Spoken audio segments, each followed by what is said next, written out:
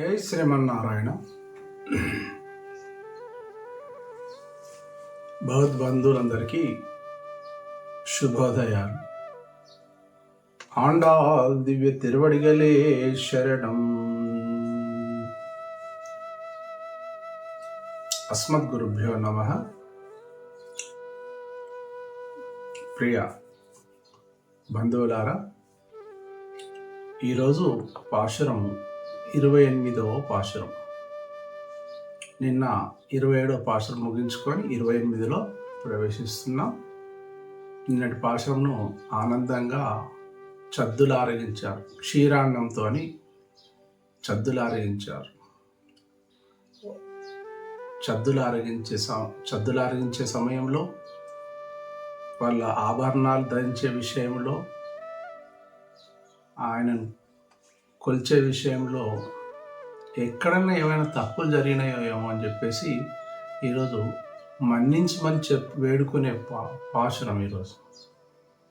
అంటూ ఆయనతోని కలిసి ఉన్నందుకు మా జన్మం ధన్యమైందని చెప్పుకునే పాశురం ఈరోజు పాశురం. ఆ పాశురాన్ని మనం ఈరోజు అనుసంధానించుకుందాం. భక్తితో మీరు కూడా ఈ అనుసంధాన కార్యక్రమంలో పాల్గొనండి. జై శ్రీమన్నారాయణ. கரவைகள்பின் சென்று காணம் சேருந்தும்போ அறிவொன்றுமில்லாத ஆய்கிழத்து உந்தன்னை பிறவி பெருந்தனை புண்டியம் யாமுடையோ கூரை ஒன்றுமில்லாத கோவிந்தா உந்தன்னோட் உறவேள் நமக்கம் இக்கம் ஒளியாத அறியாத பிள்ளைகளோம் அம்பினால் உந்தன்னை சிறுபேரத்தனவம் சிறியருளாதே இறைவா நீதராய் பறைయేలోరింబావాయ్.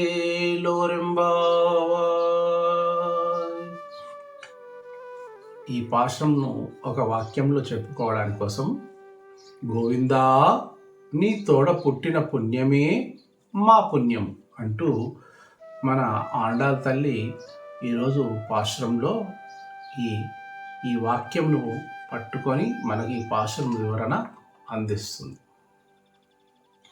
ఎలా? కరవైగల్పిన్ సెండ్రు కాణం.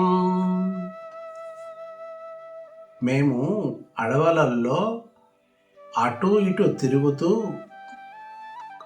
సేరుందుం కాణం, మేము పిల్లలము అడవుల్లో ఈ పాలను ఇచ్చే ఈ గేదెలను, ఆవులను అలా మేపుకుంటూ అడవుల్లో తిరిగేవాళ్ళం.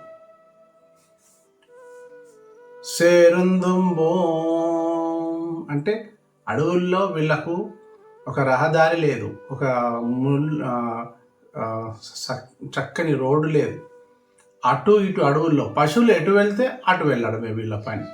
పశువులు ఇటు తిప్పాలంటే ఆ వైపు నుండి ఈ వైపు నుండి ఇటు తిప్పాలా, మేత ఎక్కడుందో అక్కడ వైపు తిరిగే వాళ్ళు. కాబట్టి ఏమంటున్నారు తల్లి, మేము కరవైగల్ పిన్ సెండ్రు కాణం చేరుందో, మేము అడవులలో అటు ఇటు తిరిగి పశువులను మేపుకొని బతికేవాళ్ళం. పశువులను మేపుకొని బ్రతికేవాళ్ళంటే అవి గడ్డి తిని, ఆ తిన్న గడ్డి ఇంటికి వచ్చిన తర్వాత ఆ పాలు పితికి, ఆ పాలతో పెరుగు చేసుకొని, ఆ పెరుగుతో వెన్న చేసుకొని, ఆ వెన్నతో నెయ్యి చేసుకొని, పాలు, పెరుగు, వెన్న, నెయ్యి వాటిని అన్నీ చేసుకొని వాటిని అమ్ముకొని తిని బతికేవాళ్ళు. అంటే ఎంత సున్నితంగా, ఎంత సింపుల్గా చెప్పేసేసింది. సింపుల్గా అంటే మాకేం అంటే మా వృత్తి ఏం వృత్తి ఇదే వృత్తి, మాకు ఇంకా వేరే పనేం రాదు. కాబట్టి அறிவொன்று மில்லாத ஆய்கிழத்து, அறிవొன்று మాకు ఏ జ్ఞానము, ఏ భక్తి, ఏ పూజ, ఏ స్నానము ఇవేమి తెలియవు. ప్రొద్దున లేవాలి, పశువులను విడవాలి, వాటిని తీసుకొని అడవులకు వెళ్ళాలి. అడవుల్లో వాటికి తిని ఆ గాసం తినిపించేసి మళ్ళీ తీసుకొని రావాలి, మళ్ళీ పాలు పిండుకోవాలి, మళ్ళీ అదే పని. అటు మధురా నగరంలోకి వెళ్ళి పాలు అమ్ముకొని మళ్ళీ రావాలి. మళ్ళీ వీటికి మగవాళ్ళు వెళ్ళేసి వచ్చిన తర్వాత మళ్ళీ ఇదే పని మాది నిరంతరం. కత్తుకరవై కనంగాల్ అనే పాశురంలో చాలా చక్కగా వివరించారు వాళ్ళు చేసే వృత్తి పని. హరివొండ్రు మిల్లాదాయి కులత్తు, ఎలాంటి జ్ఞానము భక్తి దైవము అంటే మాకు తెలియదు. అట్లాంటి గొల్ల కులములకు గోపాల వంశములకు నంద గోపాల కులానికి చెందిన వాళ్ళం మేము. అడ్రస్సింగ్ చేసుకుంటున్నారు ఇక్కడ స్వామివారితో. సరే ఇన్ని పూజలు చేశారు, నా దగ్గర నుండి ఇన్ని కోరుకున్నారు కదా, ఏంటి మీ అర్హత, అసలు ఏంటి, నన్ను ఎందుకు ఇలా బంధించారు అని స్వామివారు అడిగితే అప్పుడు చెప్తున్నారు. అంతవరకు దాకా వీళ్ళు చక్కని పాటలు పాడిన దానికి పరవశించిపోయాడు కదా. ఓహో వీళ్ళేదో జ్ఞాన సంపన్నులు, వీళ్ళేదో పరిపూర్ణులు ఇట్లా అని అనుకున్నాడు. కానీ మీ అడ్రస్సింగ్ ఇంట్రడ్యూస్ యువర్ సెల్ఫ్ అని ఒకసారి అతను చెప్పేసరికి అప్పుడు వీళ్ళు వాళ్ళ నిజాయితీని సత్యాన్ని బయట పెడుతున్నారు. మాకేం తెలియదు, మేము అడవులలో పశువులను మేపుకుంటూ తిని బతికేవాళ్ళు. అని ఒండ్రం ఇల్లాదాయి కులత్తు, ఎలాంటి జ్ఞానము భక్తి పూజలు వ్రతాలు మాకు ఏం తెలియదు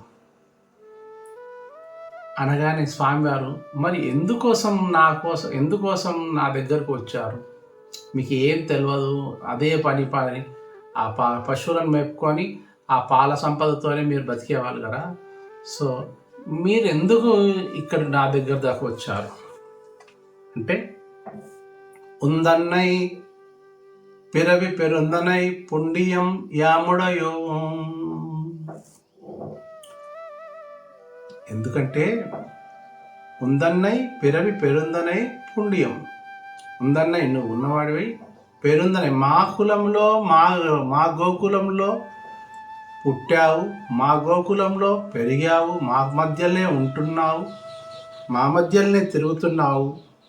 పుండియం అంటే పుణ్యం, ఇది మా పుణ్యం కాకపోతే ఇంకెవరి పుణ్యం, మా అదృష్టం కాకపోతే ఇంకెవరి అదృష్టం. యాముడయ్యో ఏమని చెప్పాలి, మా మధ్యలోనే పుట్టావు, మా మధ్యలోనే తిరుగుతున్నావు, మా మధ్యలోనే పెరుగుతున్నావు, నువ్వు ఎంత గొప్పవాడివో, అయినా అటు మధురా నగరంలో జన్మించావు, మా నందగోకులంలో పెరిగావు, అట్లాంటి గొప్ప గుణాలు ఉన్నవాడివి. మా పుణ్యం ఏ వల్ల వచ్చింది, మాకు చేసిన పుణ్యము మా గోకులానికి ఏ విధమైన పుణ్యం వచ్చింది, నీవు ఉండడం వల్లనే మాకు ఈ పుణ్యం వచ్చింది. పుణ్యం మాకు వచ్చింది. ఏమని, కూరై ఒండ్రు మెల్లాద గోవిందా, నువ్వు ఎలాంటి వాడివి, కళ్యాణ గుణగణాలు కలిగిన వాడి, సంపద కలిగిన వాడి, మేలైన సంపద కలిగిన వాడి. నిన్ను చూస్తేనే ఆనందం, కృష్ణ అని అంటేనే ఆనందం వేస్తుంది. ఎప్పుడెప్పుడు చూడాలా నీ లీలలు, ఎప్పుడెప్పుడు వినాలి, ఎప్పుడెప్పుడు తరించాలి. నువ్వు చేసే ఆ అల్లరి పనులు, నువ్వు చేసే మాయా చేష్టలు, వాటిని అన్నిటినీ చూస్తుంటేనే అబ్బా ఇది మా అదృష్టం కాకపోతే ఇంకెవరికి ఉంటుందని. కూరై ఒండ్రు మెల్లాద గోవిందా, మాకెన్ని లోపాలు జరిగినా, మాకెంత కొరత కలిగినా, మాకు ఇది లేదు అనుకునే లోపల మా కొరతను తీర్చేసేవాడా గోవిందా.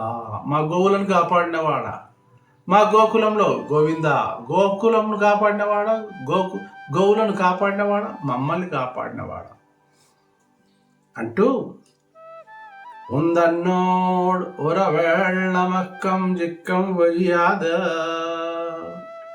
నీకు మాకు ఒక సంబంధం ఉంది.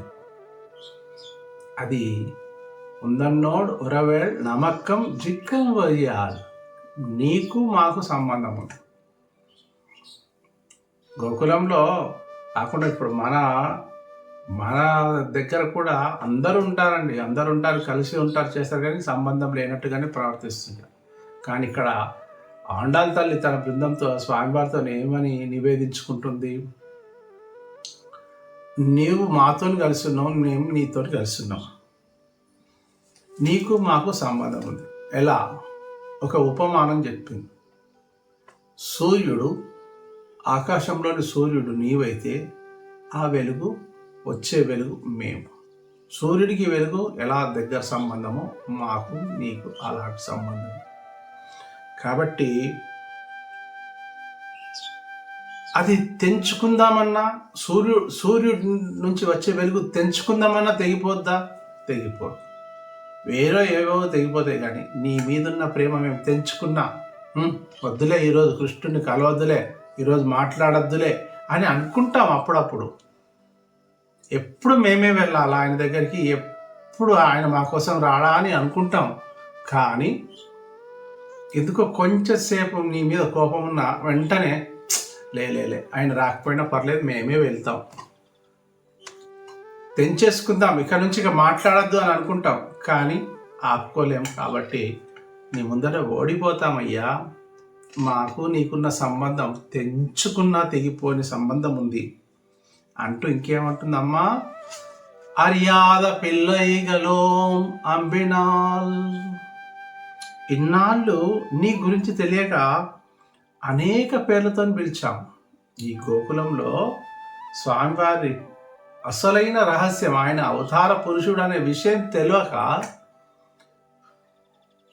ఓ వెన్న దొంగ, ఓ కన్నయ్య, ఇట్లా రకరకాల, ఓ నల్లనివాడ అని ఇట్లా రకరకాల పేర్లు పెట్టి పిలిచాము. నువ్వు గోవర్ధనగిరి ఎత్తావు చూసావా?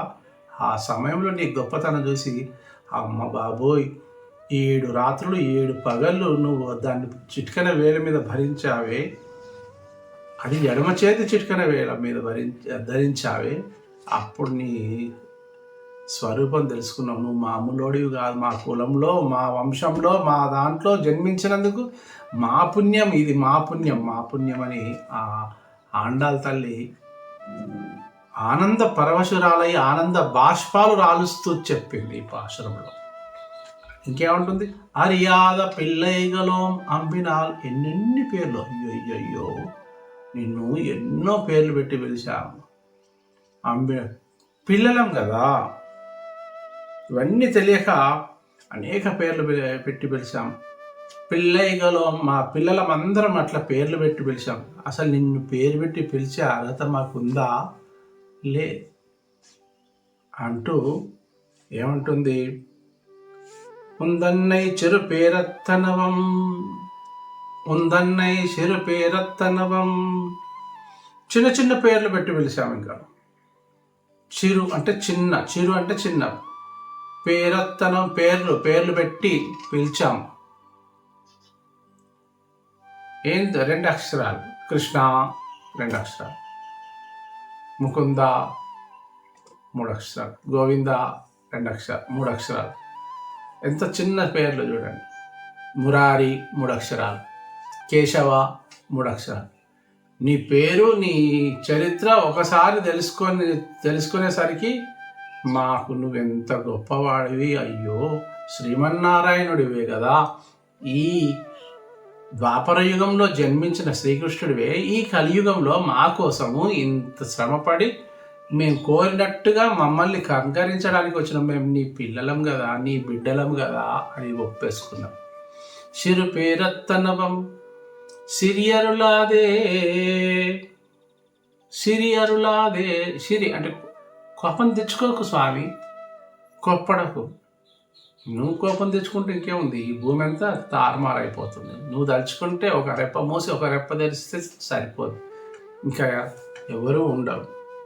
సిరియరులాదే, నువ్వు కోపం తెప్పించుకోకు స్వామి, మేము తప్పైంది గోవిందా అని పిలిచినాం. గోవిందా అని పిలిచిన దానికి ఏమన్నా ఇబ్బంది పడ్డావా? అది నీకు ఇచ్చిన బిరుదు కదా. నీకు ఈ ప్రకృతి, ఈ ప్రపంచము, ఈ యుగాలు, ద్వాపర యుగం నుంచి ఈ కలియుగం వరకు కూడా నీకు ఇచ్చిన బిరుదు అదే కదా. కాబట్టి గోవిందా అని పేరు పెట్టి పిలిచాము. కాబట్టి అట్లెక్కడన్నా నొచ్చుకున్నావా తండ్రి? కోపగించకు. ఎందుకంటే నువ్వు కోపగించవని మాకు తెలుసులే. ఎందుకంటే నువ్వు మా మధ్యలోనే పుట్టావు, మా మధ్యలోనే తిరిగావు, మాతో పాటే ఆడుకున్నావు. మేము చద్దులు ఆరగిస్తుంటే మా చద్దులను ఎంగిల్ అనకుండా కూడా తీసుకున్నావు పరమాత్ముడు. ఒక సందర్భంలో చద్దులు ఆరగించే విషయంలో అందరినీ కూర్చోబెట్టుకొని, గోవులను కాచుకుంటూ అందరినీ కూర్చోబెట్టుకొని, అందరు ఎవరు చద్దులు వాళ్ళు తెచ్చుకోండి ముందే చెప్పేసిండు ఒకరోజు రాత్రి. ఇట్లా ద్వాపరయుగంలో తన స్నేహితులకు మనమందరము ఆ పశువుల మేతకు తీసుకెళ్ళాలి, కాబట్టి మనకు లంచ్ టైంలో అందరం కలిసి భోజనం చేద్దాం, ఎవరి బాక్సులు వాళ్ళే తెచ్చుకున్నారు. అందులో ఎవరి బాక్సులు వాళ్ళు తెచ్చుకున్నారు. ఒక పేద గొల్ల అతను గంజి మాత్రమే తన పాత్రలో తెచ్చుకున్నాడు. సరే, ఇక్కడ వీళ్ళందరి నియమం ఏంటంటే కృష్ణుడు అందరి మధ్యలో కూర్చొని నీ ప్రసాదం నీ భోజనం పెట్టు, నువ్వేం తెచ్చుకున్నావు టిఫిన్లో, నువ్వేం తెచ్చుకున్నావు ఇట్లా అందరినీ అడిగాడు. అందరూ తీసుకొచ్చి ఆయన చేతులు తినేవాడు, లేకపోతే ఈయన దగ్గర ఉన్నది వాళ్ళకి పెట్టేవాడు. ఇట్లా ఎక్స్చేంజ్ ఇట్లా తింటూ చద్దులు ఆరగించాడు.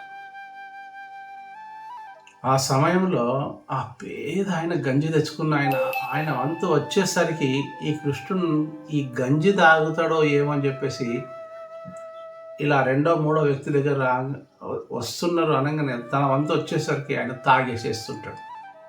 ఆ గడగడ తాగేటప్పుడు ఆ గంజి ఇలా కారిపోతుంటుంది. కృష్ణుడు ఏమాత్రం కూడా ఆలస్యం చేయకుండా ఆ మధ్యలో నుండి వెళ్ళి ఆ గంజిని ఇట్లా కారుతున్న గంజిని నాలుకతో నద్దుకొని తాగేస్తాడు.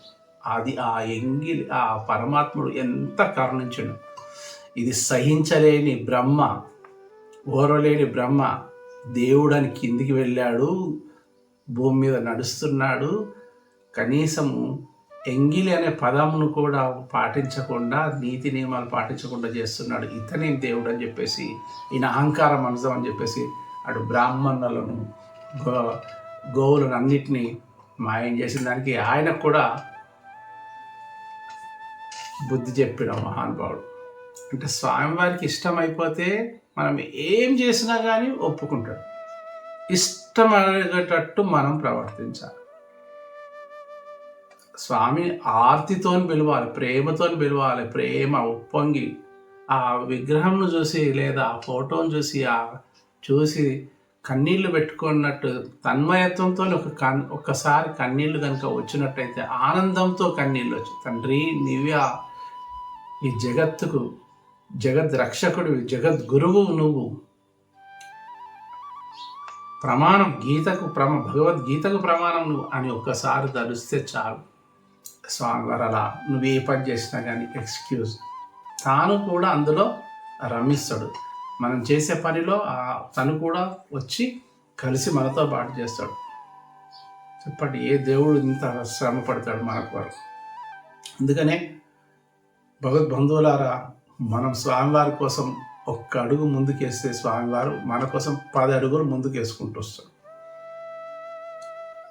తండ్రి అంటే కొడుక అనుకుంటూ తను పరిగెత్తుకుంటూ వస్తాడు. కాబట్టి ఉందన్నై సిరు పేరత్తనవం సిరి అరులాదే సిరి అంటే కోపగించుకోక స్వామి, మా మీద కోపం పెట్టుకోకు. ఇరైవా నీతారాయ్, మాకందరికీ స్వామి నువ్వు. మాకేం అట్లా ఒకవేళ పొరపాటున నువ్వు ఇట్లా అనుకునేవు, వీళ్ళకి ఏం తెలియదు, వీళ్ళ ఏదేదో పాటలు పాడారు, వీళ్ళకి వేదం రాదు, వీళ్ళకి పూజలు రావు, ఏమి రావు, వీళ్ళు కనీసం స్నానం కూడా చేయరు, వీళ్ళు ఆ పశువులను మేపుకొని పోతారు, ఆ అడవులకు వెళ్తారు, వీళ్ళకి ఇంకింత జ్ఞానం లేదని అనుగ్రహించకుండా మమ్మల్ని వదిలిపెట్టేవు. ఇరైవా నీతారాయ్, మా నీతారాయ్ వదిలిపెట్టకు స్వామి, మమ్మల్ని నీతోనే ఉంచుకో. నువ్వు అనుగ్రహిస్తే మమ్మల్ని ఎవరు దూషిస్తారు? నీ దగ్గర ఉండి నీ కరుణా కటాక్షములు మాపైన నిరంతరం ఉంటే మాపై పగబట్టేవాడెవరు? మాపై శత్రువులు ఎవరు? మాతోని విరోధం పెట్టుకునేది ఎవరు? ఎందుకంటే నువ్వు ఉన్నావు, నువ్వు మా సంపదవు, నువ్వు మా అండవు, మా చెంతనే ఉన్నావు. కాబట్టి ఆ ప్రేమతోనే కాస్త చనువుతోనే నిన్ను చిన్న చిన్న పేర్లతో పిలిచాము.